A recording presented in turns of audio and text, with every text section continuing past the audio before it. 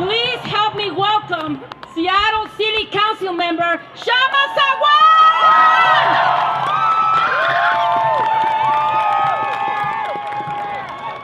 Sisters and brothers, Donald Trump is now Predator-in-Chief, the head of one of the most dangerous and right-wing administrations in US history. In his inauguration speech, Trump said that his government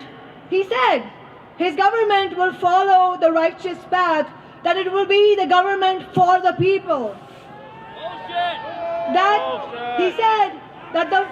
He said that the forgotten men and women will be forgotten no more, that he will create great schools and good jobs for all. Do you believe him? No! Trump is a disgusting multi-billionaire liar and con man.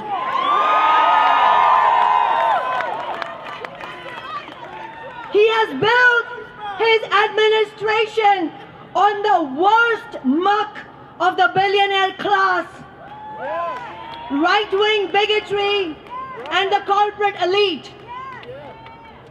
There is absolutely no mandate for Trump's hateful agenda of racism, misogyny, and anti-immigrant feeling. His approval ratings started at 40%. Earlier this week, they're down to 32% the last time I checked today. But sisters and brothers, opinion polls will not be sufficient to stop him. Right. Trump and the billionaire class understand one thing only: power. And that is why today, this weekend, all the protests, marches, and student walkouts are happening because we want to build our power.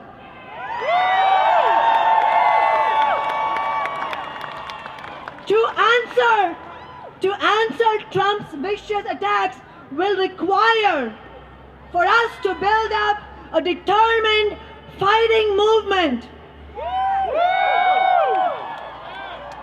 One that seeks to mobilize millions from below in collective struggle, building grassroots democratic structures and our own independent organizations.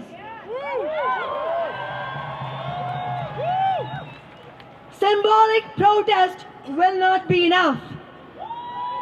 We need to build mass, non-violent civil disobedience.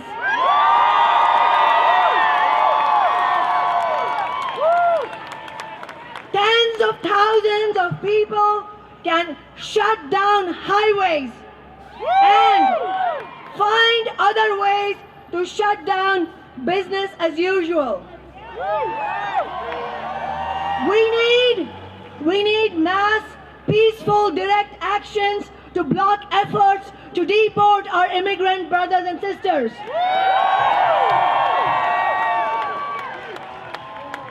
And to inspire huge numbers to take action, our movement needs fighting demands that point to an alternative vision of society that puts people and the environment above the profit-driven agenda of big business.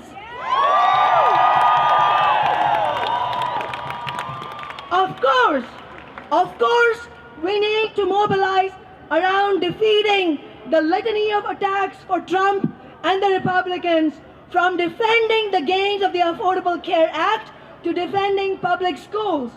But this needs to be linked to putting forward audacious demands that can inspire with the promise of a dramatic improvement in the lives of working people.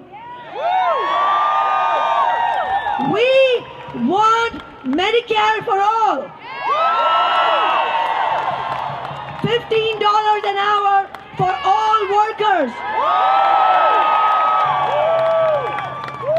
Free higher education funded by taxing Wall Street greed.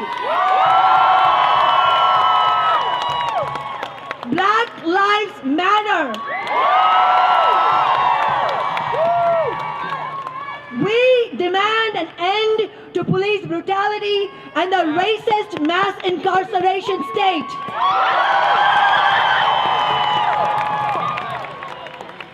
This weekend needs to be our starting point. Let's make March 8th, which is International Women's Day, a day of defiance against Trump.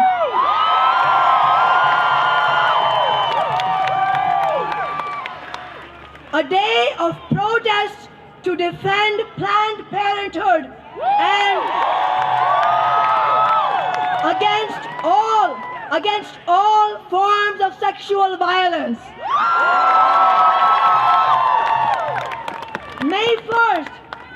May 1st is International Workers' Day and a day of immigrant protests. Our target should be to bring millions onto the streets in a truly massive wave of demonstrations for immigrant rights and against racism. And in these struggles, we will need the broadest unity in action of all those forces prepared to seriously struggle against Trump and the billionaire class, which means we need unions, immigrant rights, women's civil rights, LGBTQ, environmental rights organizations and activists. We need Sanders supporters. We need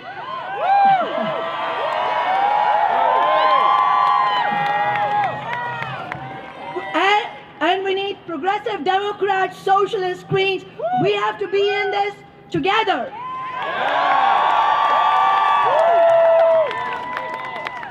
But at the same time, there is no avoiding that there are major political differences of strategy and social interests in this movement.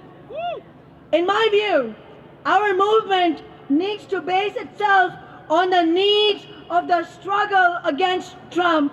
We cannot let it be restricted to the limits of what the corporate leadership of the Democratic Party will allow.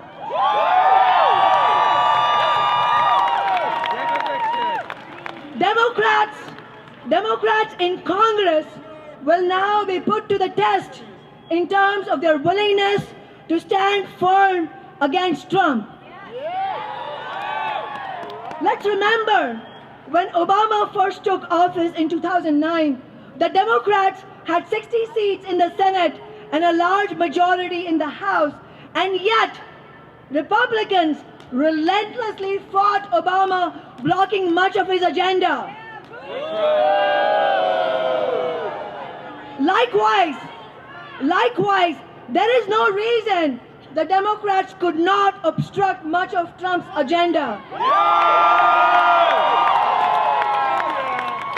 With the Republicans having only a razor-slim majority of 52 seats in the Senate, Trump will not be able to appoint a right-wing zealot to the Supreme Court if the Democrats stand firm and filibuster him.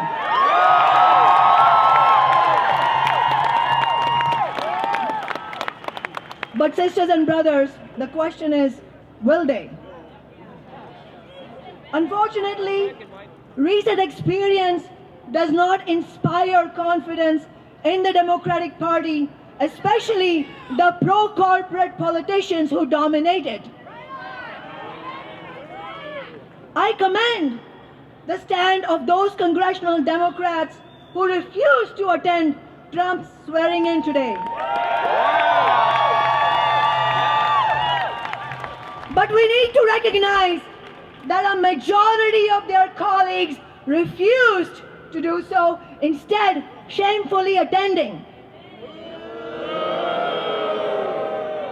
But most outrageous was the recent decision by 13 Democrats to join Republicans, including Patty Murray and Maria Cantwell, senators in Washington State, in siding with Big Pharma against ordinary working people. As a socialist, I do not think that the Democratic Party is offering the kind of combative, working class or movement-based leadership that will be needed to confront a ruthless foe like Trump. The 99% need to build an alternative to the right-wing Republicans and the Wall Street Democrats. A new political party that rejects all corporate donations and instead bases itself on the funding and active support of working people and progressive organizations and runs anti-corporate candidates across America.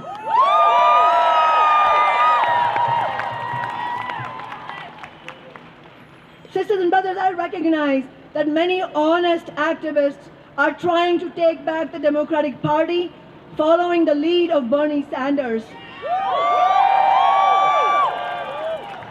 So our differences should not stop us from working together to build the largest struggle in the streets against Trump and the billionaire class while continuing to having an honest and open political debate about strategy.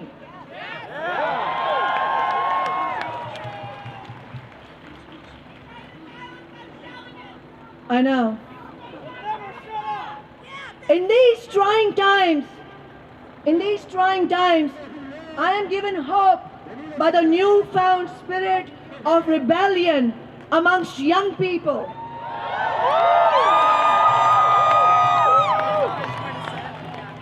Most important is the growing support for socialism, with thousands joining socialist organizations. The reason why is no mystery. They know that capitalism has failed us. And Donald Trump is a particularly repulsive expression of the predatory nature of capitalism itself. We found out just this week that only 8 people own more wealth than the entire bottom half of the world's population.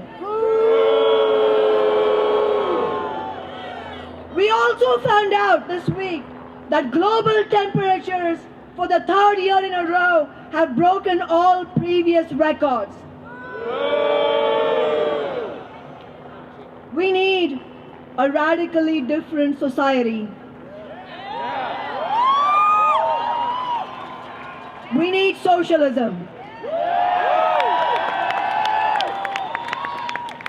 Socialism means a society where the major corporations are taken into public ownership so we can democratically plan how to use society's resources to meet human need rather than private profit.